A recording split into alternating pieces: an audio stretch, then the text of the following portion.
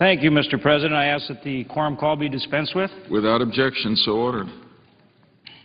I rise today to once again urge my colleagues to come together and address this debt ceiling and find a way to reduce our deficit and our debt.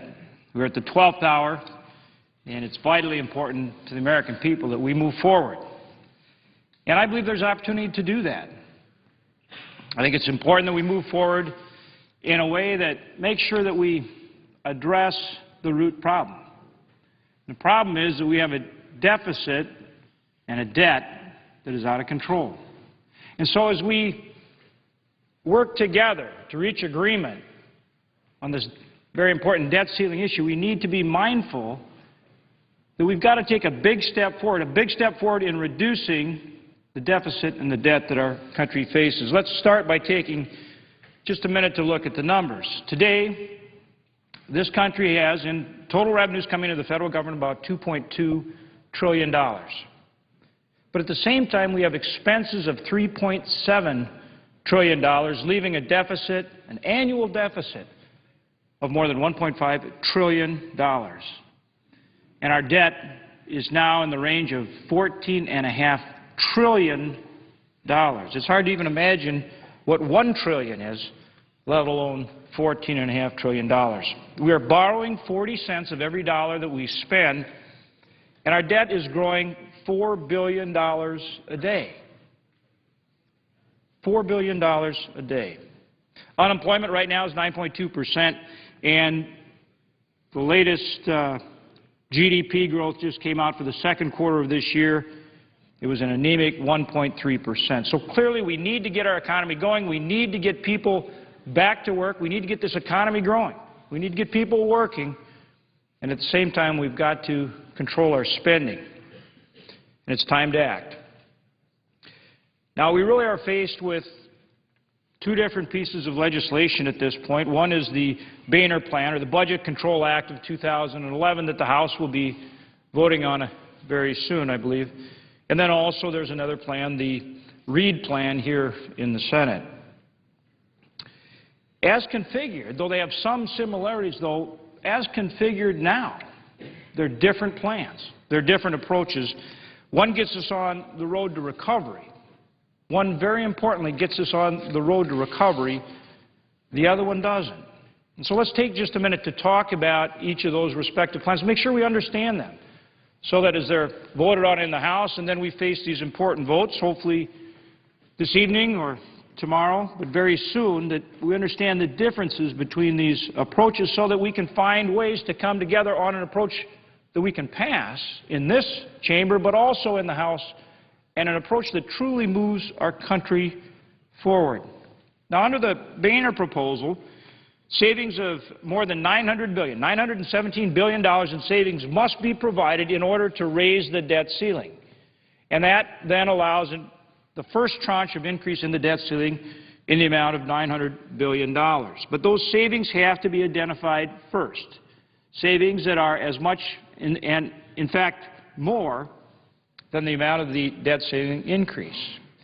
Then the second tranche, to increase the debt ceiling beyond that $900 billion, an additional $1.8 trillion in savings has to be identified and provided.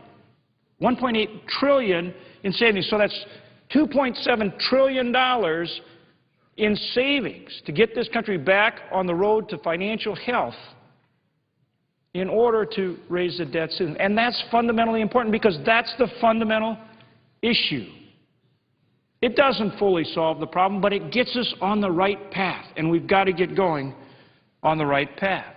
That second tranche of savings is found by a committee of 6 members of the Senate, 3 Democrat, 3 Republican, 6 members of the House, 3 Republican, 3 Democrat, a bipartisan committee. I think that committee offers us real opportunity.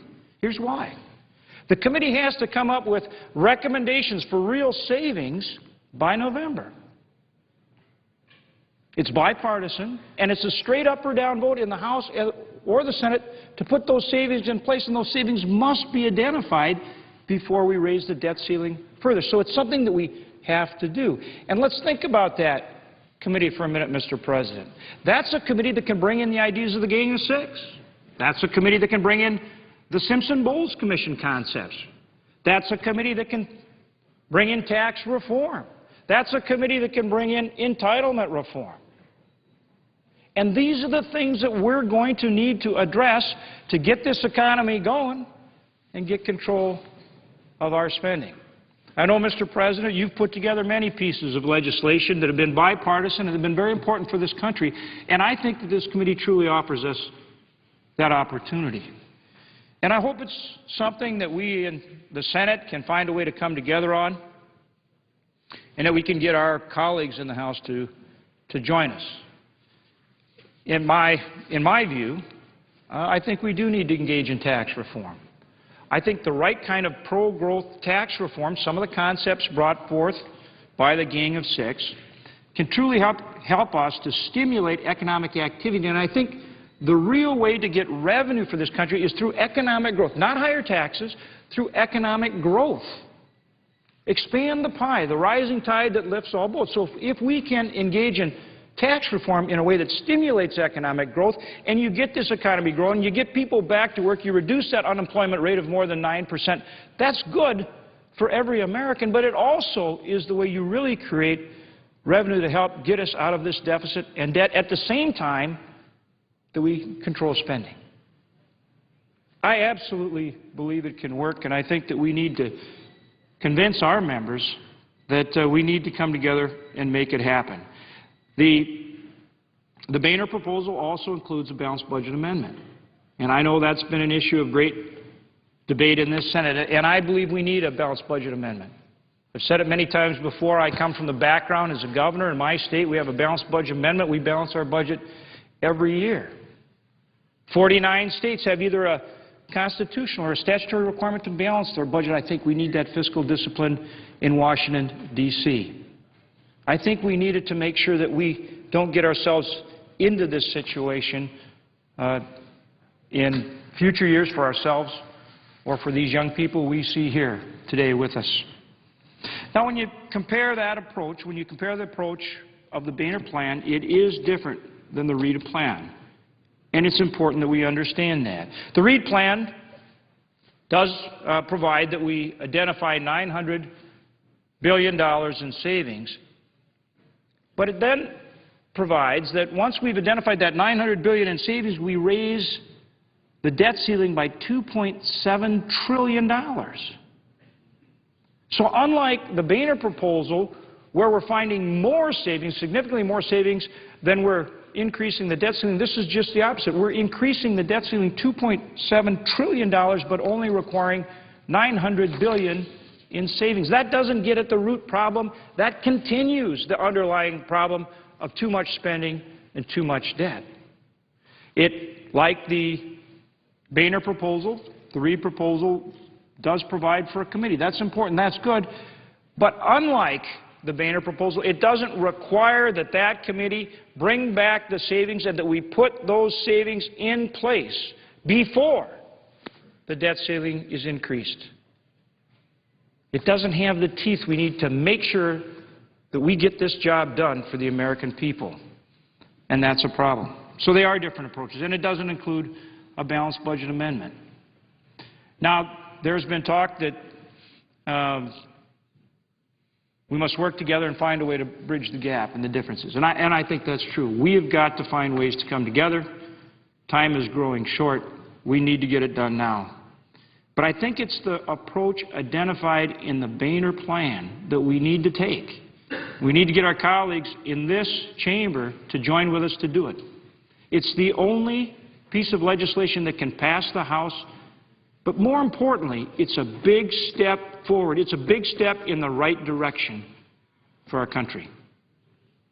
Thank you, Mr. President, and I note the absence of a quorum. Clerk will call the roll. Mr. Coco.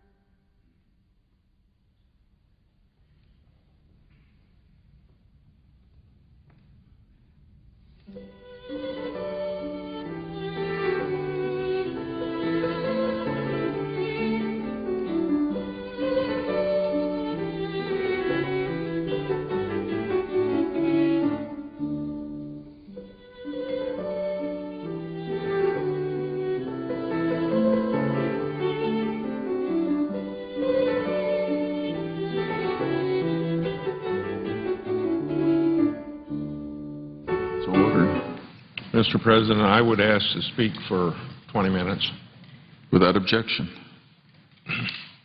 Mr. President, while we're waiting for people to decide what the rest of us can vote on in regard to cutting down on the national debt and what we can do about being able to continue for government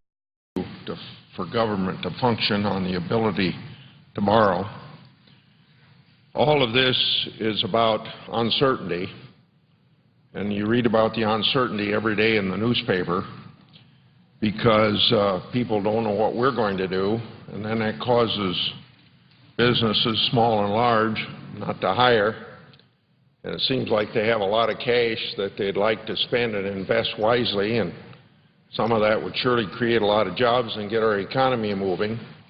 And of course, the situation today where the revision of the quarterly economic growth has come out even less for the second quarter than we anticipated, bring a lot of things to mind of what we can do to create jobs.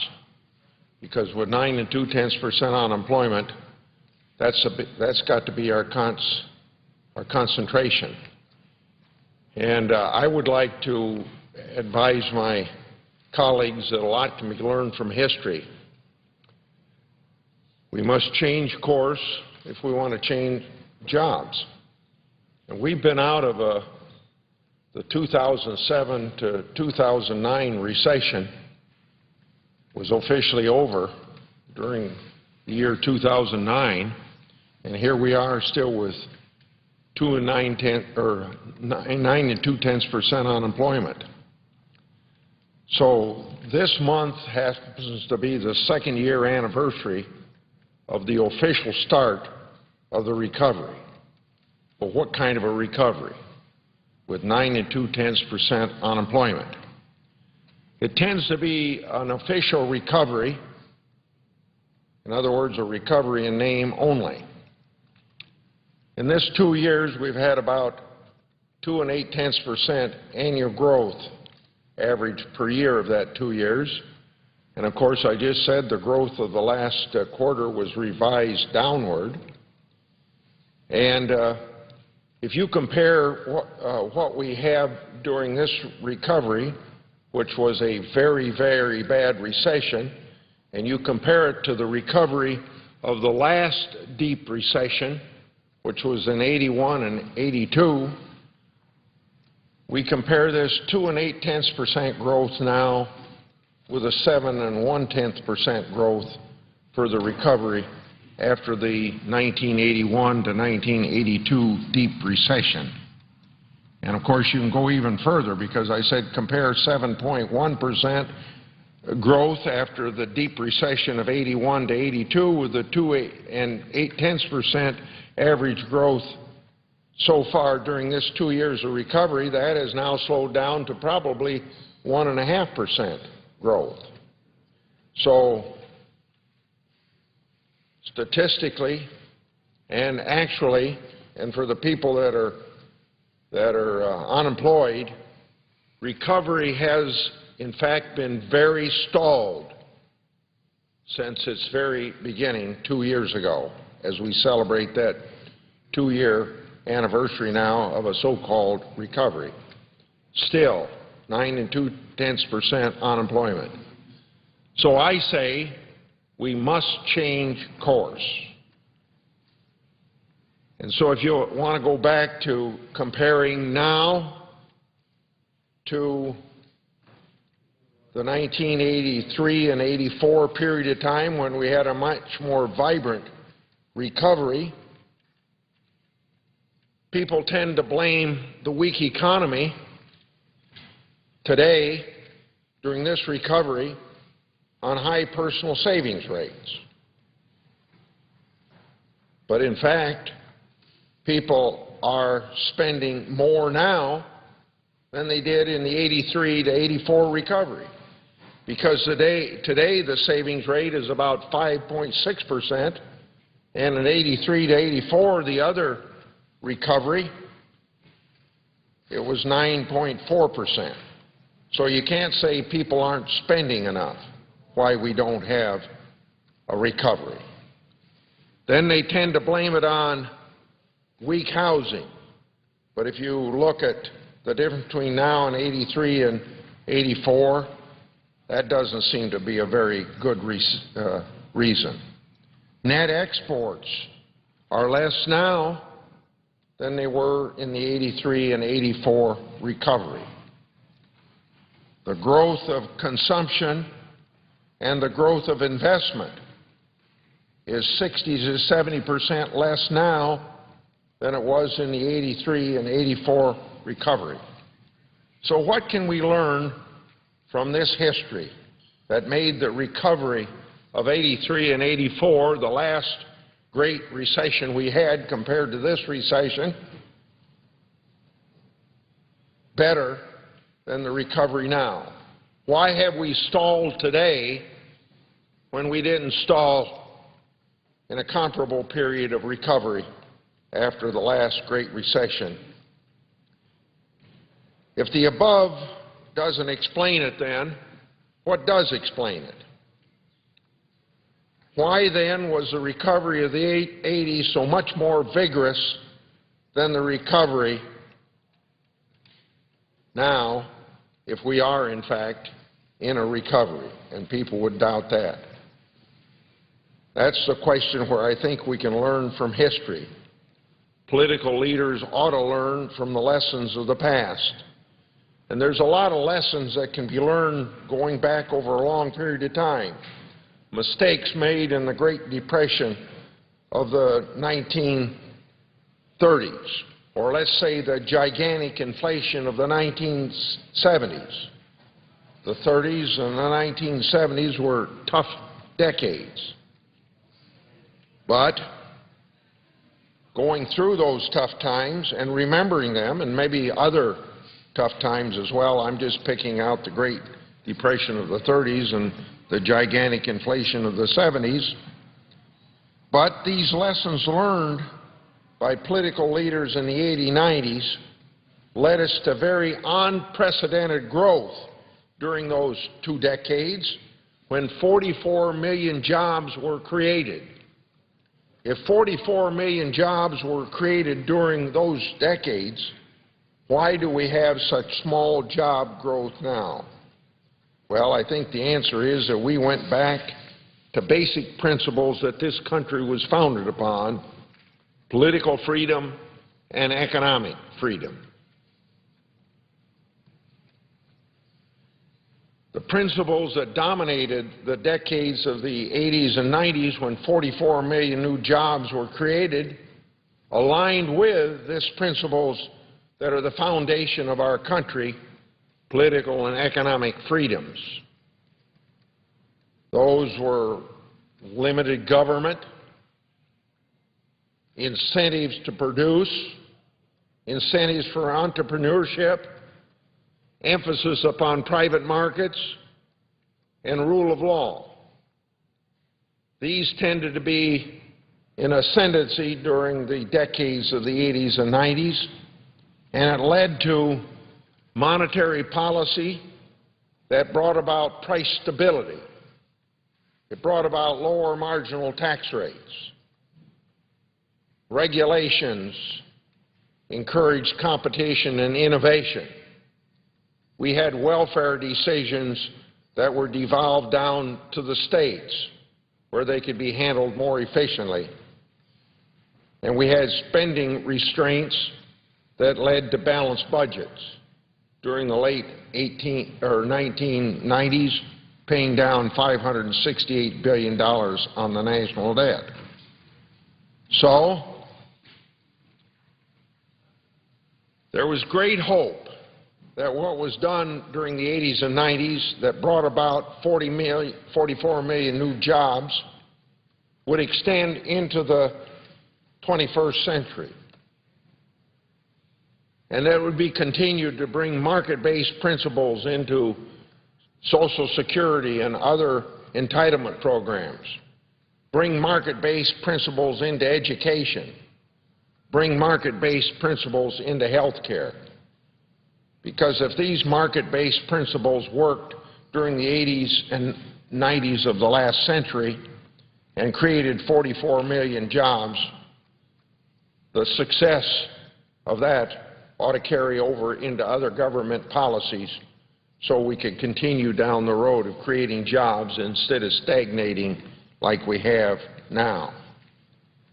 But sometime after 2000, and that doesn't mean just after President Obama was elected, because there was a Republican president before that, but sometime after 2000, both political parties compromised, and I want to emphasize both political parties compromised on the principles of limited government. They did it for a multitude of reasons, and some of these reasons were that they thought that government ought to control business cycles to a greater extent, that we ought to increase home ownership, and you know how that worked out. We ought to have a policy that if you ought to be able to buy a house you can't afford. Now we know that's a stupid policy, but at the time we didn't know it. And the prescription drug issue as an example, although there were some market-based principles put into that. But anyway, there was a multitude of reasons why we ought to compromise the principle of limited government, but it ended up more interventionist, and it made the federal government more powerful. And we ended up with unintended consequences. The financial crisis that we still remember, still trying to get out of, the recession that I've already talked about in 2007 and 2009, of which we're celebrating 2 years of supposed recovery that isn't real recovery. We've had a great amount of expanded government debt, and now we have this non-existent recovery, 9 2/10% unemployment. I think, looking back, how did this happen? I was here when it happened. Reminds me of the story about, well, I guess I ought to say it and then give the story. It happened so slowly, and all these things added up to be bad and bring about the Great Recession, and now not a very good recovery, because each one of them happened independent of the other and without one relating one to the other. And so it reminds me of the story of the frog in the water. If you throw a frog in boiling water, he'll jump out and live. If you put a frog in cold water and gradually heat it up to a boil, he's going to accommodate the changes and die. And so these policies slowly developed, and we got into the situation that we're in right now. Say it again, change came so slowly it crept up on us. And then, of course, what happened? The crash came. We had this federal intervention in housing. I stated it before. Buy a house if you can't even afford it. We eliminated in some of the laws we passed the Federal Reserve's account. We eliminated a lot of Federal Reserve accountability, particularly when they didn't have to report on monetary growth on a regular basis like they did before. And then we had these countercyclical fiscal policies that failed. We had, during periods of growth in our economy, unrealistic low interest rates by the Federal Reserve action. And then, of course, we had government bailouts. And, of course, this has led to things all getting worse since 2009. We had more intervention. We had really loose monetary policies, QE1 and QE2 of the Federal Reserve. We had a stimulus plan that was supposed to keep unemployment under 8%, and since it was passed in February of 2009, unemployment's never been below that. It's always been above 8%, 9.2 now, but it was even over 10%. We had the Cash for Clunkers program. We had the first-time home owners tax credit. All of these together has not brought recovery, even though the economists tell us we're in the second-year anniversary of a recovery. What did they bring that has stalled the recovery? What they have brought is just more uncertainty, and more uncertainty is bad for the economy because, as I said when I started out, there's plenty of money out there in corporations. There's plenty of small businesses that want to hire, but they don't know what we in this Congress are going to do to them, so they're not moving forward, and consequently, the unemployment rate's not going down, and right this very hour, as people are trying to find something that can pass this body and the other body so that we don't have default, it even brings more uncertainty. And you read it in the morning paper, this morning's paper. So you have to come to the conclusion with all of this intervention, bringing about all this uncertainty, that big government is not a very good manager. And then I said this didn't happen just since President Obama became president. This happened over a period of time of this decade and maybe even going back a little bit into the other decade. But just since President Obama was elected, we've added yet more complex intervention. The health care reform bill, Dodd-Frank, the Consumer Protection Bureau, and the President this very week has been talking about increasing taxes, only he doesn't use the word taxes. We got to have more revenue, or we got to have balance. But it still adds up, all of these things out there, that government doesn't know what all these rules and regulations. You realize that in health care reform, there's 1,690 delegations of authority to the secretaries to write regulations, and they aren't going to be written for years. But that brings so much uncertainty. So we have more uncertainty plus unintended consequences that come out of these, like right now, rising health care costs because of the bill, deterring new investments because of Dodd-Frank, and deterring risk-taking. And risk-taking is what entrepreneurship is all about, and entrepreneurship is mostly related to small businesses where 70% of the new jobs are created. So government intervention is a problem because government intervention or government not making decisions all adds up to more uncertainty. So I think the solution is to unwind government intervention and all these regulations that EPA and all the other government agencies, every day in the newspaper you see some new regulation coming out. Yet if you want to get people to hire, you ought to just shut down the printing presses for a while. And one sure thing, though, we can thank God that we've run out of monetary and fiscal ammunition because it hasn't worked anyway. We're going to probably have a great deal of inflation because of what the Fed did.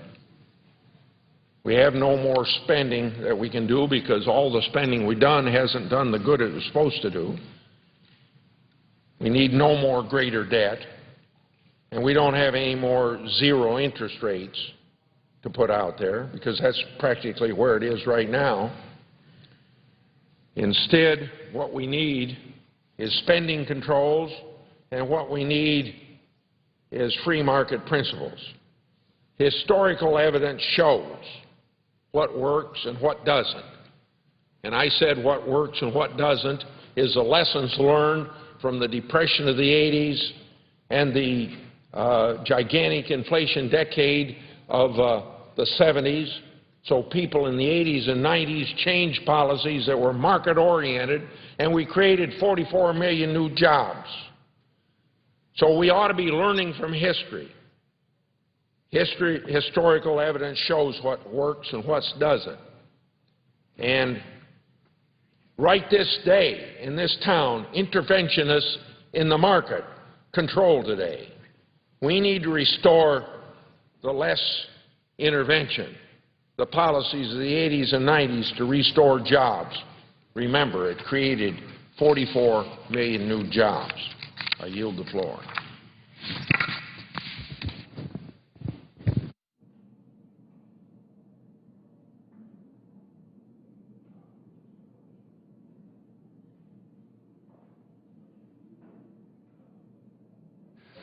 Mr. President.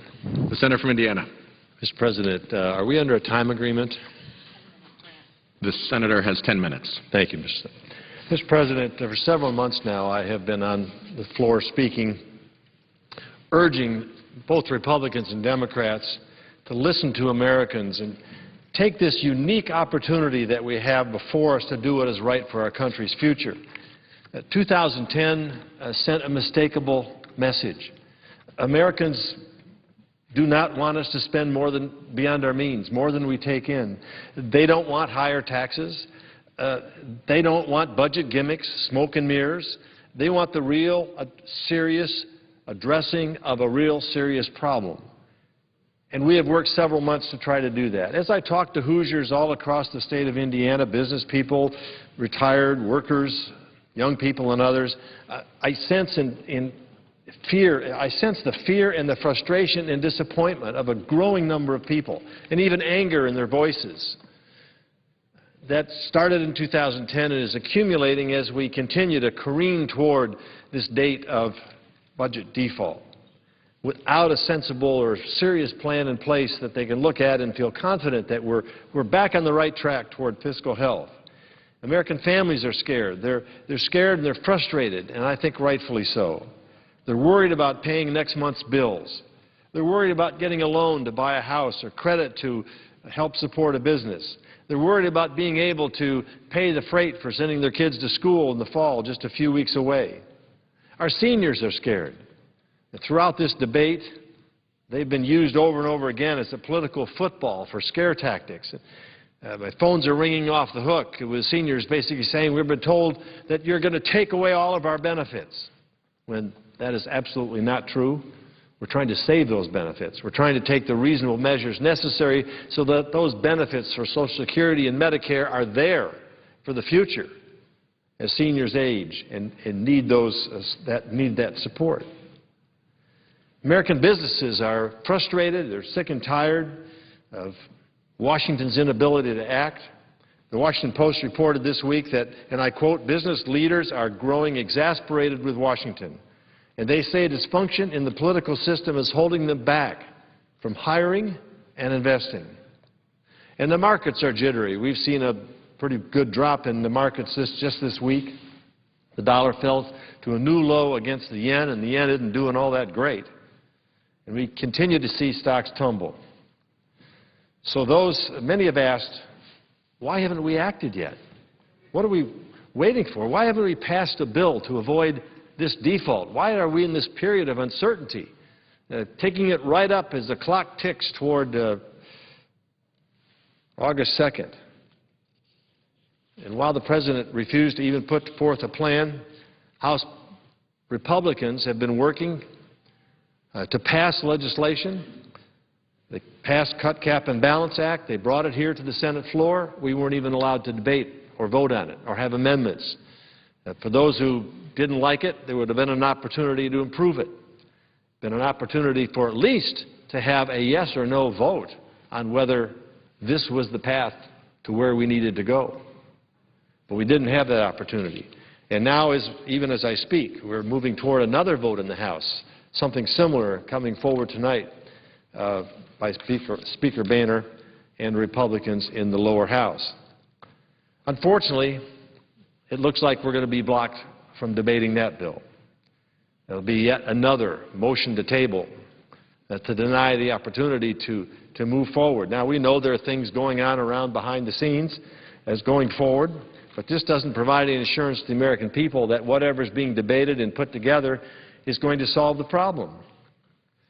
We're days away from exhausting our financial options, and we don't even allow those bills that do come before us to be debated and looked at. Now, Mr. President, we have few options left in these few days that we have remaining. We can, number one, default and watch our U.S. economy being downgraded, interest rates rise, and the confidence in the United States as a place to safely invest your money deteriorate all around the world as we enter the first default in American history, except for a technical glitch some many years back.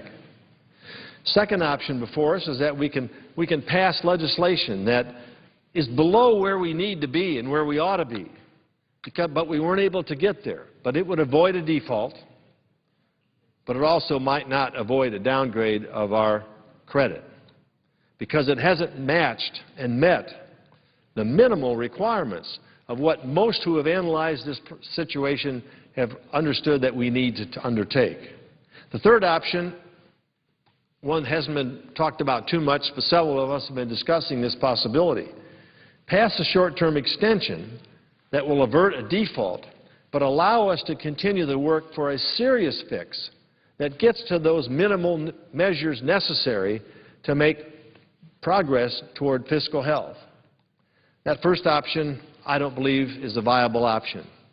Default has consequences that we can't begin to understand, and eventually those bills, which the American people and their congressional representatives have put in place, those bills have to be paid because those promises were made and they have to be paid. And adjustments haven't been made in it yet in order to decrease the amount of money that has to go out. The second measure, it may be what we're faced with, perhaps the best of the worst, and that is subpar legislation that begins the process of addressing it, but is woefully short of really what needs to be done. The third option, the short-term extension, is a way that we can avoid the default, and we can achieve cuts for the amount of necessary borrowing authority to get us through this period of time, whether it's 2 weeks or 4 weeks or 8 weeks. But this short-term period of time when we can make yet another last-ditch chance to try to bring forward something that will avoid default, but also put us on the road to fiscal health. And so I'm urging my colleagues that if we can't come up with something better than what we have, to give that serious consideration. What are those minimum levels? A $4 trillion cut over 10 years has been told to us over and over and over by anyone who has analyzed this situation as the minimal amount necessary to go forward. Others suggest quite a bit more. The Gang of Six was working on, I believe, a $6 trillion cut over that period of time. Simpson-Bowles provided for $4 trillion or more. Senator Coburn has brought out a plan, and others had suggested we need to be in the $9 to $10 trillion range, but everyone has said you need to at least be at $4 trillion, and we're short of that considerably. We're also short of not having a real commitment, a serious commitment, and plan and timetable to address the structural unraveling of our mandatory entitlement systems, Medicare, Medicaid, and Social Security. This has been the political football kicked around, scaring seniors and others by saying that Congress is here to try to take away their benefits when actually we're here trying to save those benefits. But without structural changes in those programs, it is driving this deficit to a point which will be unsustainable in terms of providing benefits for those who need them. We are going forward without a commitment to balance our budget, which I think is absolutely, ultimately, the only thing that will keep us from doing binge spending here. The tendency is to want to say yes to everybody and no to nobody. And we need something that will force us to be faithful to the Constitution of the United States, to have a balanced budget and not spend more than we take in. And also, we all know that we need an overhaul of our complicated tax code to make American businesses more competitive and to spur economic growth. After all is said and done, what really this is about is getting our fiscal house in order, getting our economy moving again. We had a terrible number this morning about virtually small, almost nothing lack of growth in the first and second quarters of this year. But getting that economy growing again so we can get people back to work. That's what it's all about. We're not here to be draconian cuts just for the fun of it. We're here to get our budget in balance so we can get our economy moving so people can have viable jobs for the future, so those kids coming out of college have a place to go. And so the 55-year-old worker who's laid off and may never get back to work can get back to work. And so those that are seeking meaningful employment to pay the mortgage and raise a family and buy a home and send their kids to school will have the ability to do that. That's what it's all about. We're not asking this, we're not doing this just for the fun of it. It's no fun to tell people we've got to cut this and cut that and sacrifice here and sacrifice that. But we have put ourselves in the position where we have no other choice. And to spend all of this time here, 7 months of diligent working by a lot of people. The senator's 10 minutes is Mr. President, I ask unanimous consent for just one more minute. without objection. Thank you, Mr. President, and I thank my colleague also for her patience. To send us here after 7 months and come up with something that is short of the minimum, that continues the uncertainty, are they going to be able to pull it together with this two-stage process and gathering senators together to put up, and congressmen to put a plan together that we haven't been able to do in the first 7 months, but we'll do it in the next 5 months? A lot of people have some real problems with that. Mr. President, I just want to close by saying that we cannot give up on the process of getting America back to fiscal health. We have to keep working. I've proposed a way here to try to do something better than what we're going to be faced with and doing in order to avoid this default. I'm hoping that we have the opportunity to do that. If not, I'm hoping we have the commitment to go forward and do what we all know we need to do for the sake of the future of the American country, this country we love and we want to be prosperous, and for the sake of the future of American families and their children. Mr. President, with that, I yield the floor. Mr. President. The senator from Michigan. Thank you very much, Mr. President. I rise today during this very critical debate about the deficit crisis to talk for a few minutes about what this means for Michigan and for the families and the businesses that I represent.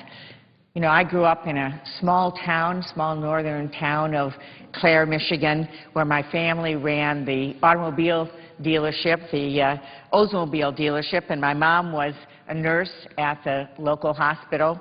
My first job was washing the cars on the car lot, Mr. President, and it was a time when people believed in America and the full faith and credit of America. I can't imagine my parents and my grandparents ever believing that it would be possible for America to default on its obligations.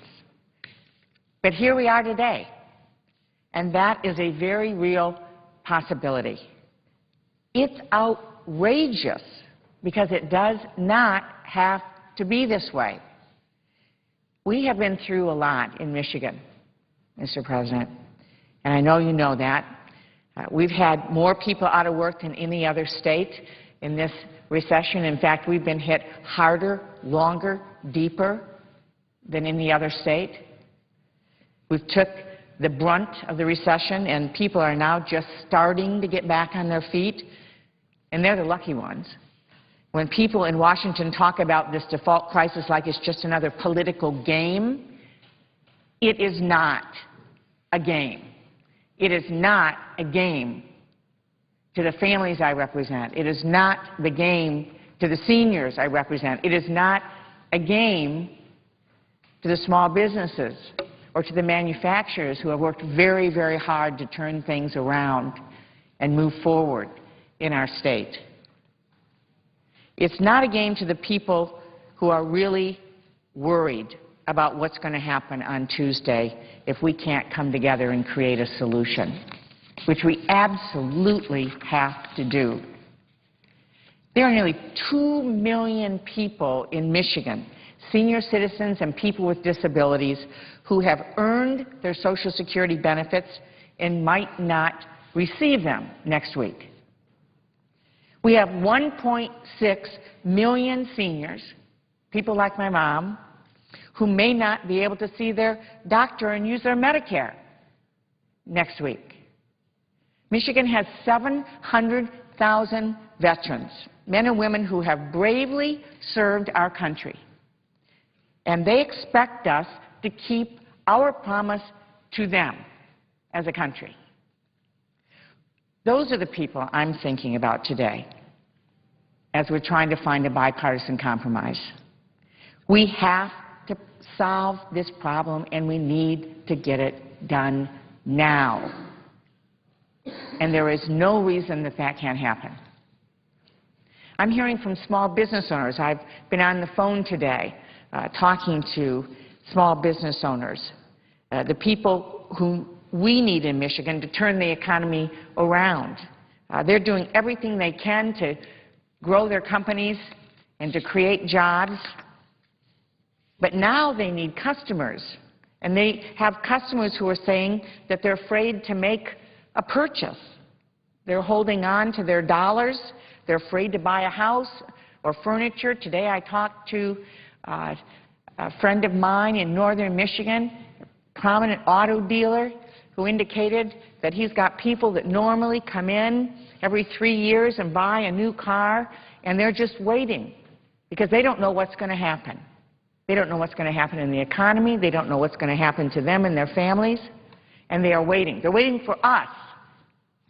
We're waiting for Washington to get its act together and to solve this problem and to move on to the other challenges in front of us, particularly to focus on jobs.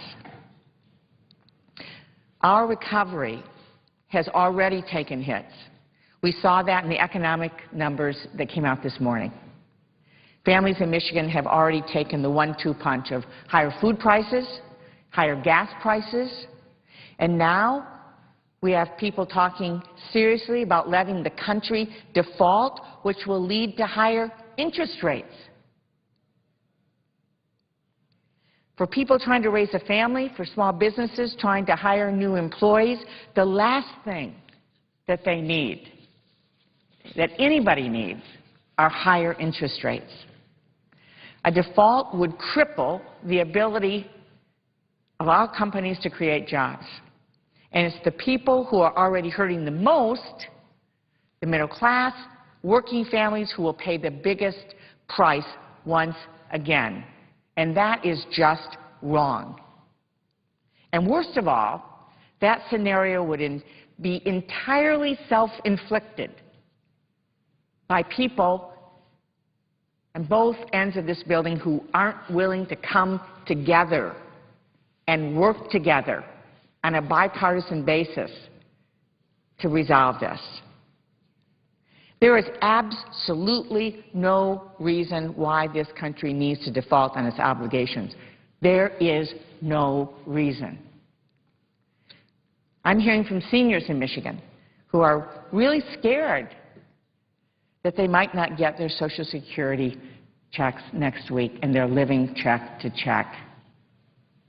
Benefits they have worked their whole lives to earn, and it is absolutely ridiculous that they would have to worry about that in the greatest country in the world.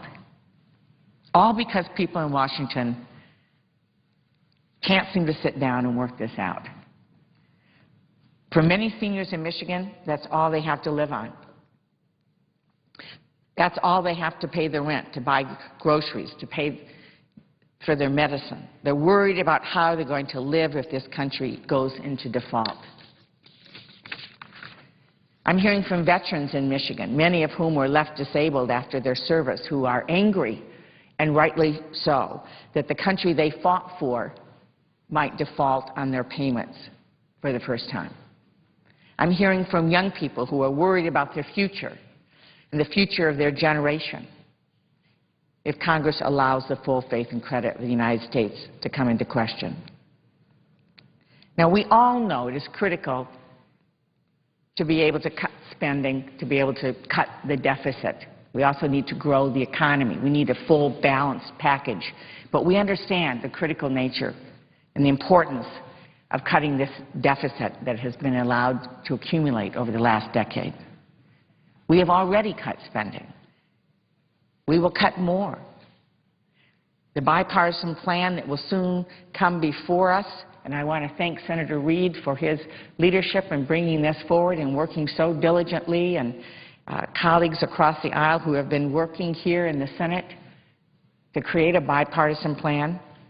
But the plan that will be before us cuts spending by nearly $2.5 trillion. And it does even more. It creates a second step that is absolutely critical if we're going to tackle the rest of the story, the rest of the country's challenges, so that we can create a truly balanced approach to eliminating the deficit.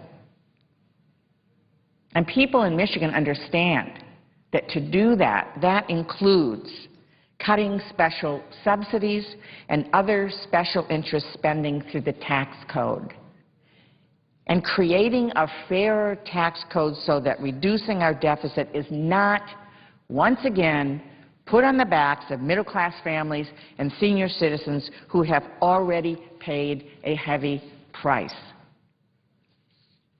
This has got to be balanced, long-term, fair, solve the problem, and allow us to grow the economy and create jobs. And I so appreciate and have worked very, very hard to make sure that the plan in front of us protects and maintains Medicare and Social Security. This has been a top priority for our majority. And the plan that Senator Reid will be offering does that. Most importantly, the Senate plan creates certainty for the economy and the markets through 2012. You know, people in Michigan don't want us having this debate every month. They certainly do not want us having this over and over and over again. And we know, because we've heard, that the plan that unfortunately will come to a vote in the House, unfortunately will not have bipartisan support, doesn't solve the problem, doesn't stop us from being downgraded in our credit ratings, doesn't put us in a situation for long-term problem solving. It keeps us stuck in the mud for months, over and over and over again, by only addressing the debt ceiling for 4 months or 6 months. We will be right back here again, stuck, when we need to be able to solve this and move on and focus on growing our economy so that businesses can create jobs. You know, Mr. President, people in Michigan have had enough. I've had enough. They've had enough.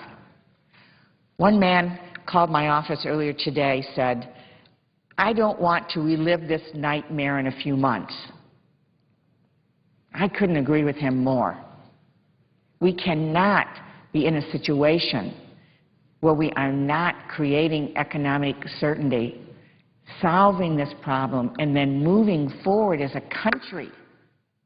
In a global economy, we have a lot of work to do to be able to compete around the world and make sure that our businesses are creating jobs here at home.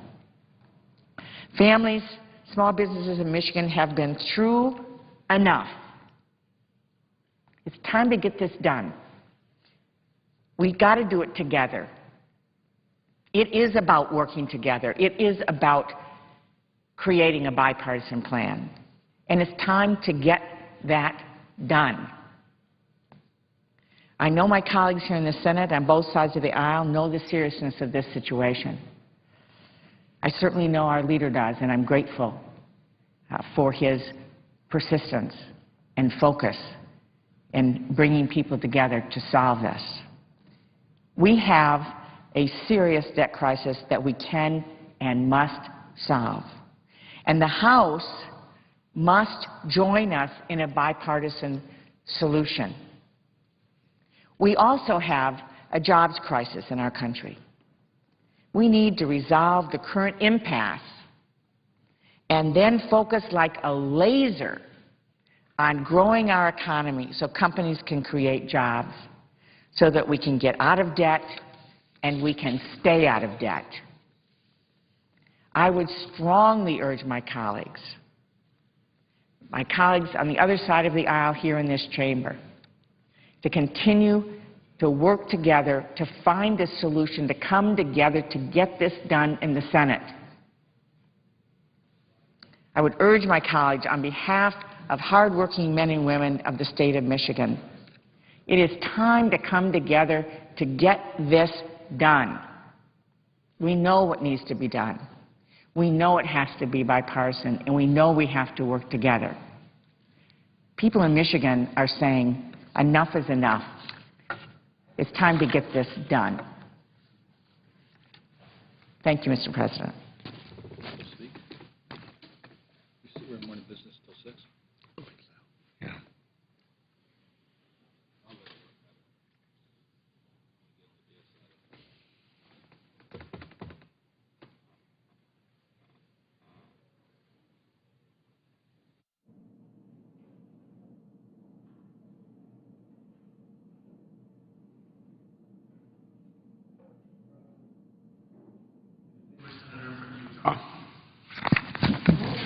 Mr. President, I ask in the consent that I be permitted to give my full speech. Is there objection? Without objection. Mr. President, according to President Obama and Treasury Secretary Geithner, the federal government will default on its obligations in 5 days on August 2, 2011. It is clear that some Democrats, including President Obama, want to use this fiscal crisis to raise taxes under the guise of closing loopholes. The administration wants to set the stage for tax increases to finance historic levels of government spending. When this president came into office, he saw himself as the second coming of Franklin D. Roosevelt. He was going to finish the work that LBJ was unable to complete, and a fawning media was happy to encourage his grandiose vision for national economic reordering. Now, I got a big kick out of this Time magazine. The New Deal. Using the financial crisis of 2008 and 2009, he was going to transform the United States into a European-style social democracy. Businesses and the individuals who start them would no longer be free entities with property rights. They would be arms of the state that exist for the purpose of funding ever-expanding welfare programs. Taxation would no longer be a necessary evil, with citizens and businesses recognizing a legal duty to pay what was owed, but understanding that they were ceding their property rights to the government to provide for certain public goods. Instead, businesses and tax-paying citizens would be obligated to share their wealth with the state. And because the progressives running the administration do not believe in natural rights to liberty and property, because they think everything a family or business makes is in fact due only to the largesse of the state, paying taxes is no longer something that must be done, but something that people should want to do. They owe it to the government to pay taxes, since that money is not really theirs anyway. In this new progressive political community that the President hopes to create, taxation becomes shared sacrifice, and taxpayers become gleeful participants in, quote, spreading the wealth around, unquote, as the President once put it. But the President and his party have hit a brick wall. The spending part was easy. The taxing part is hard. For all of the talk about how Republicans are divided on the issue of raising the debt ceiling, you only have to scratch the surface to see the deep divisions among our Democrats. The reason that the President has offered up no plan to reduce spending, and the reason Democrats have not passed a budget in over 800 days, is because they are badly divided. They all want the massive levels of new spending that the President pushed through in his stimulus and Obamacare, but not all want to pay for it. They all want to maintain existing levels of entitlement spending, but not all want to raise the taxes necessary to pay for it. They know that some of their constituents like all this spending, but they know that the vast majority of Americans reject the President's funding of his Leviathan state through higher taxes. So they do nothing. The President has no plan. I want to repeat that again. The President has no plan. Maybe if we shout it from the rooftops, the media will start to take notice. The President has no plan. And Senate Democrats don't either. Certainly not one that addresses our current fiscal crisis. The critical issue we face is more than imminent default on our obligations. That is unlikely to happen. It certainly should not happen. In my opinion, it will only happen if the President wants it to happen. On Wednesday, I asked the Financial Stability Oversight Council, which is chaired by Secretary Geithner, to provide me and the rest of this institution with an assessment of the cash position of the United States. As Congress considers options for raising the debt ceiling, it needs to know precisely how Treasury plans to pay its bills and when it is going to fall short of cash to do so. I asked that the Secretary respond to this reasonable request by yesterday afternoon. The Secretary chose not to respond. Mr. President, I want to be clear that this unresponsiveness by the Treasury Secretary is unacceptable. President Obama needs to understand that this failure to provide the Senate with critical information is not tolerable and will not be forgotten. Still, I am confident that the nation will get through this immediate crisis, and there will be no default. But that is only part of the problem. The real issue remains. The United States cannot continue to support the level of spending President Obama has given us and that Democrats from the New Deal onward have bequeathed to the nation in the form of ever-expanding entitlement spending programs. That is the real issue, and the Majority Leader's proposal does not address this any more than the President's White House bromides about balanced solution address it, about a balanced solution. The real threat to this nation is not the threat of a downgrade due to default. The real long-term threat is a downgrade of the nation's credit rating because President Obama has written checks that this country simply cannot afford in cash.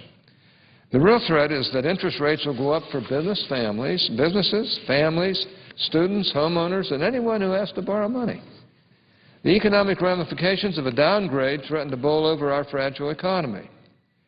Job creation remains weak.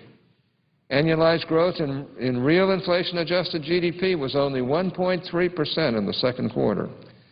This follows on the heel of a 0.4% growth in the first quarter. Along with many others, I've said that if we do not get our spending under control, we are on a glide path to Greece and other Eurozone countries whose credit ratings are destroyed and whose bonds have junk status. Those countries would not have solved their problems by allowing the government to borrow more. Their only way out was to reduce the size of their welfare states. Yet this is what the President and the Treasury Secretary and congressional Democrats are suggesting as a solution. They would have you believe that everything will be set right if only we give the President the legal authority to borrow an additional $2.7 trillion. Americans are not buying this snake oil. I know that Utahns are not buying it. They understand that our nation's fiscal problem is spending. Giving the President more power to borrow more money is not going to fix the problem. Reducing spending is going to fix that problem. The numbers could not be more clear. As you can see, this federal taxes and spending is a percent of GDP. The red line on the top is the spending line, and you can see it's out of control in the 2012 Obama budget. The blue line is the average of what it's been in the past, and you can see it's tremendously below what the President's budget really, where it's taking us. Federal spending as a share of our economy is trending at a pace 15 to 20% greater than its historical average of 20.6% of GDP. If we leave in place this year's level of taxation, including the marginal rate relief of 2001 and 2003 tax cuts, and patch the alternative minimum tax, or AMT, the federal tax take will equal or exceed its historic share of the economy. Liberals suggest that deficit and debt must be addressed through tax increases. This is either deliberately misleading or sadly delusional. Maybe we have found the truly shovel-ready products of my friends on the other side, and they smell like a freshly fertilized farmer's field. Or maybe my friends on the other side simply refuse to come to grips with reality. But sticking their heads in the sand is not an option here. The markets and the American people understand the nature of our crisis. Non-defense discretionary spending is at historic levels, and our entitlement programs are headed for bankruptcy. This fiscal year, we have a projected budget deficit of $1.5 trillion. We have a debt of over $14.3 trillion. President Obama's budget assumes $13 trillion in new additional debts. This spending needs to be brought to heel and brought under control, but the proposal of the majority leader does not get the job done. It allows for the largest debt ceiling increase in history. This makes sense. President Obama has given us the largest deficits in our history, and his borrowing needs are historic as well. To pay for his political science experiment to turn the United States into Sweden, he earlier required a $1.9 trillion debt limit increase.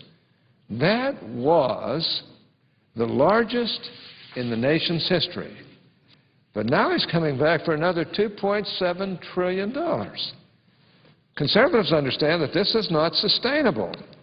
It is one thing to raise the debt limit. It is another thing to do so without reforms that would keep us from getting into a fiscal crisis of this magnitude again.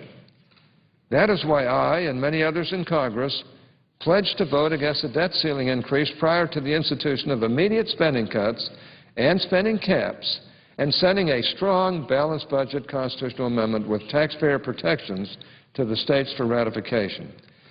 To be clear, that commitment to cut, cap, balance passed the House with bipartisan support. The Senate could have taken that bill up last week. The Democrats chose to table it rather than debate it. And the President chose to tell us what he did not support rather than what he does support. Any increase in the debt limit needs to be accompanied by serious spending reductions. But the bill of the majority leader does not get us there. All it does is provide President Obama with an opportunity to borrow more money to pay for more spending.